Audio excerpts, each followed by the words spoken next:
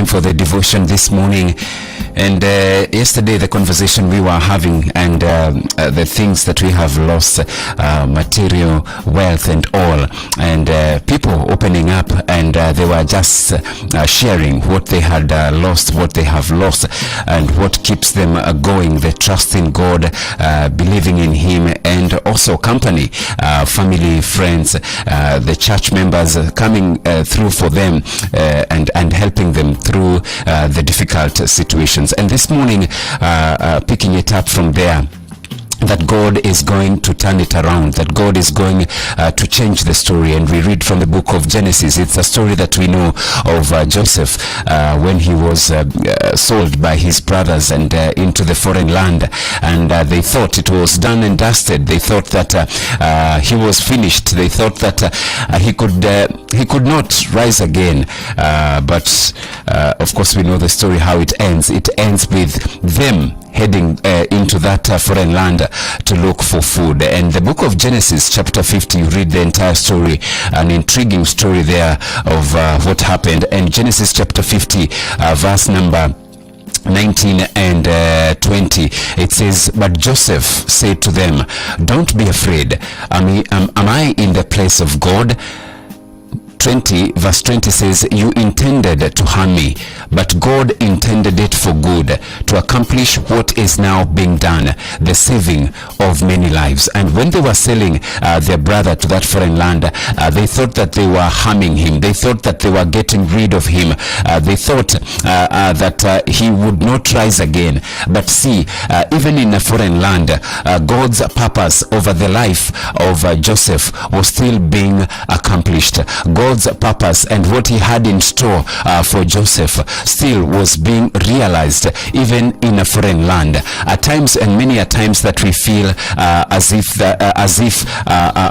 God's blessings for us, they are only confined to a particular job. They are only confined to a particular place. They are only confined to a particular country. And as such, when should I say, transitions happen, when we lose, let me say, lose jobs, lose businesses, lose whatever that we were holding on to, we think that is the end of our story. We think that is the end of our life. We think that is the end of God's purpose in us or through us as well.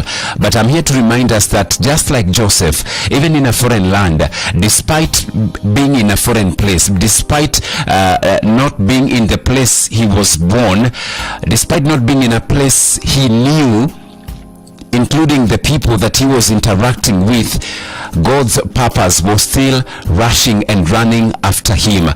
God's purpose over his life was still following him, even in that foreign land. And this morning, it doesn't matter what you have lost. It doesn't matter where you have been placed. It could be a place that you are not familiar with. It could be a foreign place to you and for you. It could be a place that is not so comfortable with you, because that is not what you signed up for. That is not what you believed you were getting into. But this morning I'm here to remind you that God and God's purpose over your life is still on course.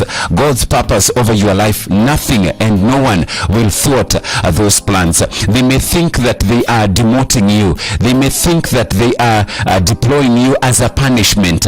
But what they are not knowing is that they are working, they are working to accomplish God's purpose and will over your life, despite everything that they are planning against you, thinking that they are doing so to harm you, thinking they are doing so to degrade you, thinking they are doing so to bring harm and agony to you. But I'm here to remind you, just like Joseph in the book of Genesis chapter number 50 verse 20, "You intended to harm me." They have intended to harm you. They have planned to harm you. But God intended it for good, to accomplish what is now being done. God is intending whatever is happening. It may not be so now. It may not look like so now. It may feel like, God has forgotten me. Just like Joseph felt at the point of him being sold by the brothers, because he didn't know what the future would unfold. He didn't know what the future was holding for him. But I'm here to tell you that whatever God is intending for good to you, so that it can accomplish what is now happening and also what will be happening. So take heart in knowing that there is a God who sticks closer than a brother. There is a God who will not leave you, who will not forsake you. He will be with you in good times, in bad times, in the ups and also in the lows. He will be with you. So why don't you believe in him? Why don't you run to him? Why don't you trust in him in every circumstance? In the name of the Father, the Son,